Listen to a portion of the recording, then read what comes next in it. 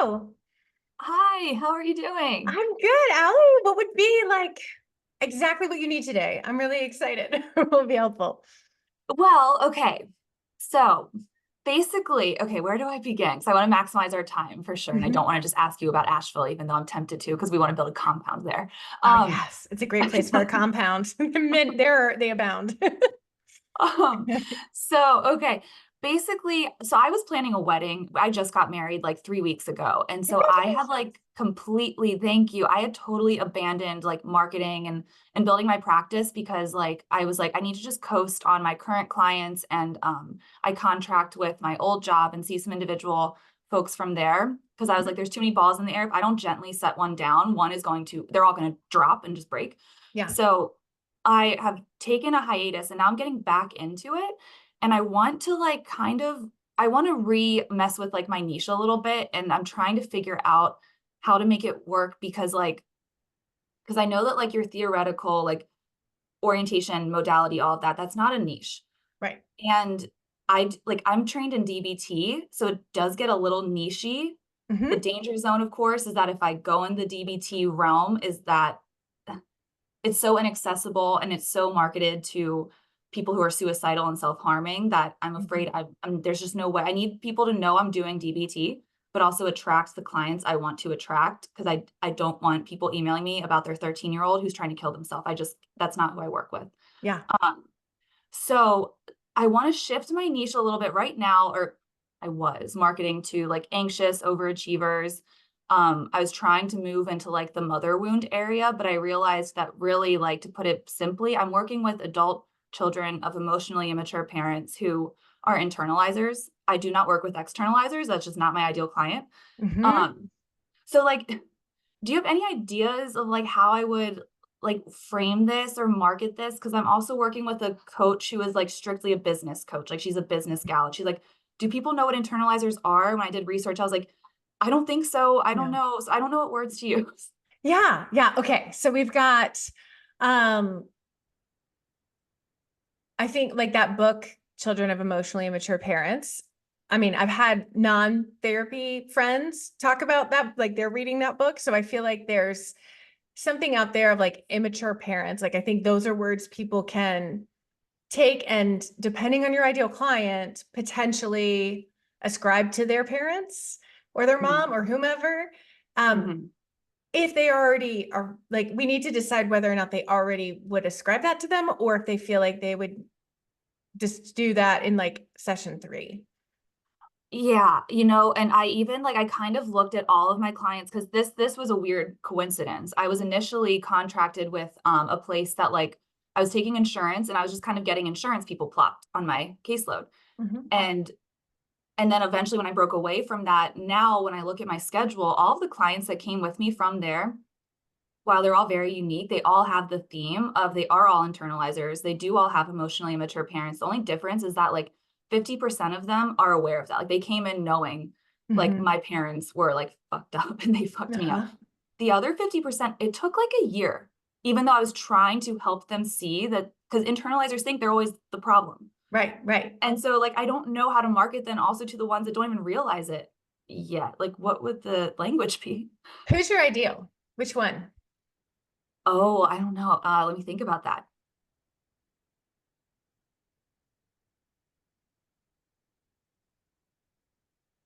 Trying to think of the people who I think my favorite clients have been the ones who were somewhat aware. They were either Mhm. fully aware or halfway there. Like they could say like my mom was crazy. And then we'd be Mhm. like, "Oh, how do you think if I were to bluntly ask them, how do you think that affected you?" They'd be like, "Oh, I don't know." But so they were like almost there. Right. Yeah. They're not defending their parents. If you Yeah. ask like, how was it growing up? They're not like, it was great. Yeah. Yeah. Oh my Okay. goodness. Yeah. Okay. All Yeah. right. So I'm thinking about internalizers also. So you've got these two components of emotionally immature parents and internalizers. And the words Hmm. for internalizers are like, you always think everything's your fault. Hmm. Um, you are really hard on yourself. Hmm. You, um, whenever anything goes wrong, you check first to see what you did. Like those kinds of things. So I think you can come at it as that's the thing. They're so hard on themselves because they've heard that before, right? Like your clients have had people in their lives be like, God, you're so hard on yourself. So I would think about the language that their friends say about them, or like, I'm not mad at you. Why do you always think I'm mad at you? That kind of thing. Yeah. So I would start there, and then you can bring in the emotionally kind of stunted parents. By describing some of the common things that you hear from people. So you describe, I'm thinking about it on a website, but it can be done in any marketing. So you describe, you're really hard on yourself. You take things really seriously and really personally. You're often really concerned that people are mad at you. What are some other ways they internalize? What do you see a lot? You know, truthfully, just when you were saying that, I got worried that this could be my own stuff too. I got worried that, sometimes externalizers think that they're internalizers.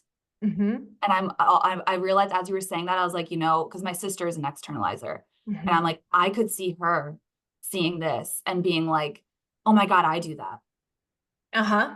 And then next thing I know, I'm calling in a narcissist. Like, Uh-huh. you know what I'm saying? Crap. Okay. Okay. Yeah. So what would rule her out? What sentence could you say where your sister would be like, well, that's not me? Oh, okay. I don't know how to say this, but the first thing that comes to mind is like, people love you and Uh-huh. you know they love you, Mm-hmm. and yet you believe something is wrong with you Mm-hmm. and that you Yeah. don't deserve it. Because I don't know if that would appeal to her. I don't know if, because I think externalizers would be thinking more like, especially in her realm, be thinking more like, um, not like people don't love me and I'm a victim and it's my fault or it's their fault, but it's my Mm-hmm. fault. But it's their like, okay. Yeah. So you can like say the things that might pique her interest, but then have enough sentences kind of mixed in that would be like, wait, no, for her. And that way you're able to, you'll call in you, and ultimately that first phone call or that first session is going to determine whether or not they're actually a fit. So you may still get some people who are not ideal clients in, but then you just refer them out if they're not a good fit. So find somebody who, I would definitely find a few people who love to work with the population that you might accidentally call in, but aren't your people. Yeah, okay, that's true too. I was thinking about like, because I tried to do some research to see like what's the market like and what are like other therapists kind of using like language wise. Um, and I found like there's only a couple of people who I found that like they kind of spoke to this a little bit and they all used very different, like varying degrees of language and like and I was thinking too, I was like, I wonder like would this be an appropriate place to like send out like a bat signal on like the Abundance Facebook group, just like, are there any other people out there who do this? Like, 'cause I don't want it to be Yeah. like I'm like soliciting from there or something like, Uh-huh. No, I think that's great. I mean, because you're okay. looking for inspiration for people who do the same thing. That if there are current people in there, then y'all can have like kind of a hive mind Zoom call or Mhm. something together so that you can all talk through the things that we'll call in your individual ideal clients. Because you'll all have Yeah. like different flavors. Um, Yeah. so that could be a Okay. great way to do it. Okay. Okay. And Okay. I think if you're talking, so like some people say emotionally immature parents, some people say narcissistic parent, like there are different Yeah. ways of describing very similar attributes. Yeah. Um, do you feel like your ideal clients are using one more than the other? Like you mentioned crazy, like just kind of like nebulous, something was off. Mhm. Are there ever more descriptive ways that they're using? Yeah, I almost feel like a common one is like, were you like, I kind of think of when like Lana Del Rey's like, line where she's like, my mother used to rage at me. Uh-huh. And I'm kind of like, were you raged at? Like, because I'm kind of thinking of it from like, when they're a kid, all they see is like that they're getting yelled at. And Mm-hmm. um that like, growing up, like there was expectations put on them that they didn't know existed and Mm-hmm. no one was ever happy with them. Yeah. And they came out of the blue. They were surprised by it often. Mm-hmm. So I guess like, yeah, like, was your parent like yelling at you? Or if your parent was like, I mean, was your mom working full time and like burnt out so bad that she was like directing all of her rage at you? Like, Yeah. okay. Yeah. I mean, I think describing the like taking things so hard, like their current experience, and then you can say, here's what I see a lot in my practice, and Mhm. describe that like family of origin scenario. Mhm. And that way, the people who would not have initially identified their parent as emotionally immature Mhm. is like, oh, well, that's familiar, and that's familiar, and that's familiar. And I'm not sure that that's why I am the way I am, but I see that link. And you can say, like, if you're hard on yourself and you grew up in this kind of household, I'd love to help you, Mhm. gain confidence and like, what is it that your ideal client wants more than anything when they're coming to see you? Usually like the first thing that they want is like they just want to feel less anxious. Like Mhm. they really just want those symptoms to like go down a little bit. And that's almost kind of like phase one in treatment is like that stabilization. Like I'm just anxious all the time and I want to feel less anxious. And Mhm. then the like cherry on top would be, and it would be nice if I felt confident and had boundaries, especially with parents too. A lot of them don't realize that that's an option. Mhm. Yeah. And so Okay. people love phases too. So you could also Mhm. have a page about like how I work. And you can say like in phase one of our work together, we're doing this. In phase two, we're doing this. In phase three, we're doing this. Yeah. So we're reducing anxiety for the first one, we're gaining confidence in the second, and we're setting boundaries in the third. Um, Mhm. and like I don't know if there's a phase four, or if phase four is like you're graduating from therapy with this new way of managing life. And Mhm. then you can also talk about DBT on that page in a way that is not super heady, and Yeah. in a way that's not like a dog whistle to the clients you don't want to see. Yeah. So you can relate like high level, like we don't need to get real specific with DBT skills, but like um, I use what's called dialectical behavioral therapy, where, for instance, we can say your mom might have been doing the best she could in the moment, and it was absolutely not what you deserved. Mhm. We sort through using a series of different skills so that when anxiety comes, it feels something like you have the tools to deal with, that kind of thing. Mhm. Okay, yeah. Yeah, I think too, that's another thing that could also kind of wean out the externalizers a little if I like somehow put it pretty plainly that it's like your problem isn't that you're not dialectical, it's that Mhm. you instinctually venture into the other side of the dialectic at what's the word? At the cost of being fair to yourself, because that is a specific skill anyway too, like Uh-huh. the fast skill. Um, Yeah. okay, okay, okay. Yeah. And I think like emphasizing that it's very skills based. Yeah. So that because I think of most highly anxious people I've worked with, they want skills to manage because they know that it might be tough or okay while they're in session, but then they've got like 6 whole days in between sessions where things are just bubbling over. And so letting them Mhm. know, like, you're arming them with skills to use in between sessions until they feel like a natural way of how they do life. Yeah. And, okay, then I also then wonder too, is there a way that I can like, because I've noticed too with externalizers, they want to learn skills to, God, this sounds so judgmental, and I swear I'm not judging them. I'm just like being very simple with my language. Like Uh-huh. they want to learn skills and then like they don't want to use them. Like they kind of want to talk about using them or they want to talk Mhm. about them. They like talking about the higher concepts, but they don't love putting into practice. And like, so I wonder too if there's a way I can almost word that where it's like there is an expectation that like you're practicing skills, like you're Mhm. putting them into practice. And if Maybe you're you not, that's a beautiful thing. We can target that because most externalizers would be like, I don't want to talk about my therapy interfering behavior. Like it's not fun. Mhm. Right, right. I mean, I think you could say, um, through our work together, I'm providing accountability for you actually Mhm. employing these. Because to the people who want that accountability, that's like, oh, thank God, because I've done worksheets before, but I didn't necessarily do that day in and day out, you know? Mm-hmm. Okay. Okay, that sounds good. Um, and then yeah, because I do like I have like a million different like ideas too of other things I would want to like do and offer. Like I don't know if I want to have a podcast. I don't know if I want to have a YouTube channel.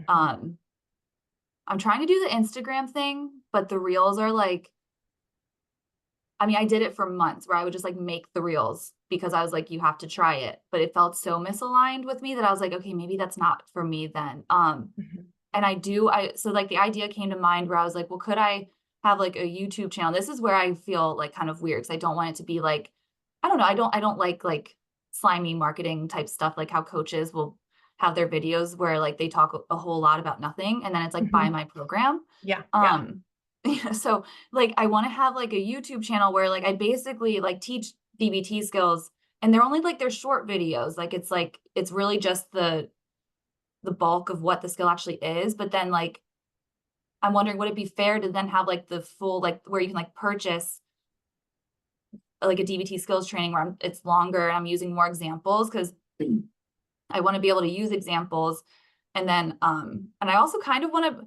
this is where now we're entering into like very like where the hell are we going territory. I want to be able to also like tell my story because I want people to know that like I'm not just teaching this because I know a lot about it, like I'm teaching it because I have grounded real life experience with it. The Mhm. problem though is that when you have a narcissistic family member, you can't just come out and talk about them because I mean, I posted a wedding post on my personal Instagram and my Mhm. sister flipped her lid because she wasn't in it and said that I was personally attacking her. Like, I have to be kind of careful. So, like, Uh-huh. would that be like reasonable to have like a thing where like I talk about the skill and that wouldn't convolute my niche too much either, where it's like, well, now I'm selling DBT skills. So I would not recommend selling anything until your practice is exactly where you want it, Okay. because it's going to make both things go much slower. Yeah. Okay. So I would focus on your practice so that you can be and optimize it. Make sure you're charging exactly what you want to charge. Make sure you're working exactly the hours you want to work. And that way Mm-hmm. you will have the time, the money, and the energy to devote to what's essentially an entire other business, Mm-hmm. with different learning curves and things like that. I think Okay. with like a YouTube channel where you're teaching the skills, it could be helpful. It's YouTube Instagram, and podcasts don't typically fill people's practices. Oh, okay. And they're bigger time sucks than the things that do. Oh, Um, okay. so if you love any of those for creativity and it's fulfilling for you, then absolutely do it. But Okay. if you're like with the Instagram situation where you're like, I hate this, you Uh-huh. don't need it. You don't need it to be full. Uh-huh. If you were doing like, I don't know if your business coaches on like non-therapy things, but like Mhm. those are things that get pushed a lot for coaching or for just other kinds of things because those are worldwide. You can over time build a big audience if you're doing them in a Mhm. particular way, but it's way overkill and it's a much bigger time investment than you need to fill your practice, whether it's like whether it's in a city or in a state. Mhm. Okay. And so, like, is it that, like, networking is what builds your practice, and, like, is there other things that do it better Yeah, so the too? marketing fundamentals course will take Yeah. you through all the things. So I would go through, like, we always recommend a great website and networking. And then Yeah. there are a bunch others in there where you want to choose three more at most, Okay. on top of networking in your website. And each one of those courses or each one of those modules for the different marketing strategies has an "Is it for me" section. And Mhm. it kind of breaks down the pros and cons, who it's good for, who it's not good for. Yeah. And that way you can really assess if like it's going to make you miserable, in which case don't choose it. Because for one thing, you're not going to do it. And for another, you don't deserve to be miserable. Yeah. Because you can get full pretty easily without doing something you hate. Yeah, okay, yeah, I probably need to go back to that because I think the things that I, like, opted into were, like, the ones that, like, just aren't the most effective, and I probably need to revisit to see if there's other ones I'm willing to try now. Because maybe at the time I didn't wanna try them because I was like, "Eh, that seems like not my thing," but now it's like, "No, this other thing might not be my thing." Right. And Right. Yeah. maybe And blogging sometimes, wouldn't kill me. yeah. And if you hate blogging, for instance, one thing you can do is just like open your like your recording app on your phone and Yeah. just talk about a subject Yeah. and like transcribe it or have it transcribed real quick. You can also Mhm. just do it in your, like if you've got Google Docs, you can just click the microphone and just talk. And then you can make that into a blog post. Like you can just tidy it up a Mhm. little. But Yeah. think of, you can even think about a specific client or a specific skill and how would you describe that skill to a client who Mhm. is going through a particular type of thing. So Yeah. there are ways around it to make it less like you're writing an essay and more like you're connecting with a client that you would do really amazing work with. Right. Okay. Okay. Mhm. It's a lot to think about. Okay. Interesting. Yeah. Fun. Yeah. Okay. I think because I feel like those are my big questions then. Okay. Nothing else is really coming to mind. Should I have like an age group that I'm specifically marketing to? Some people really love that. You don't have to, but I would make sure that your language is specific to your language and your pictures show the kinds of people you want to work with, right? So if you don't want to work with teenagers, make sure everybody looks mid-20s or older. Mhm. If you don't want to work with people over 60, then make sure everybody looks younger than that. Mhm. Um, and you don't have to name it, like you don't have to say, but I think in your head, you should have an age group you want to work with or an age. Like you want to, in the Know Your Niche course, do the ideal client exercise. Mhm. And Okay, that, yeah. since that is one person instead of like a range of people, it makes it way easier to do every bit of marketing. Yeah, okay. Okay. Because yeah, then I was also thinking about like, if I wanna work with teenagers, is it appropriate to like I don't know, I feel like their parents are the ones that need the DBT skills training just as much as they do. Right. Well, and if it's one of their parents who's immature or a narcissist, they're not going to take their kid to see you. Yeah. You know, They're like gonna that's be the tough like, spot. Unless it's a divorce situation, right? And there's yeah, the dad's a narcissist and the mom's got custody or something. right, right. No, and it's, yeah, okay. Very, very interesting and confusing to my brain that I need to ponder Yeah. what to do about the teens. Yeah. Because if you love working with them, I mean, you could approach it like you could write your teenager page um from the perspective, like maybe I'm thinking you might end up getting some non-ideal referrals that you might still enjoy. Like I'm thinking about the Mhm. mom who's really doing her best. Uh-huh. She's not narcissistic. She wonders if she's emotionally immature because she just wasn't taught the skills through her family or through her life to not yell at her kids sometimes, because every mom yells at her kids sometimes. But Mhm. like she might feel overly guilty for the 14 times she's yelled at her kid over their 16 years of life. In which Uh-huh. case she is internalizing, right? Her own, like, so she might end up being an ideal client. Yeah. Um, so Yeah, no, and that it's funny too because I one of my favorite clients ever was like that would almost she was funny because she was aware that her parents, like, were mean to her, and she was aware there were problems and that she had, like, trauma from that, and then she also was, like, seeking therapy not only from that, but also because she was like, "I'm too ADD and scattered, and I'm mean to my kids," and, like, she high key wasn't, like, at all. In fact, she was like, there were no boundaries, no limits. Those kids ran the show. It was chaos in that house. She was terrified. So it's almost like, yeah, I probably would need to use verbiage that actually attracts the internalizer parent, mhm. um, who's afraid because they're the ones who are gonna be looking, again, Yeah, for the same type of like, where it's like, "Oh my god, I'm messing my kid up. My kid needs therapy because of me, because I'm" okay, yeah. interesting. Okay. Okay. Well, I think then that's about it. This has been very helpful. Good. I'm glad. I'm glad. Yeah. Hop into those courses in the party and Yeah. they'll set you on the path. Yeah, okay, very good. Thank you so much. Absolutely. Yeah. And I'll see you in there. Feel free to hop in the Facebook group if you need some more help. Yes, I will. Thank you. I appreciate you. Sure. Take care. Take care. Bye. Bye.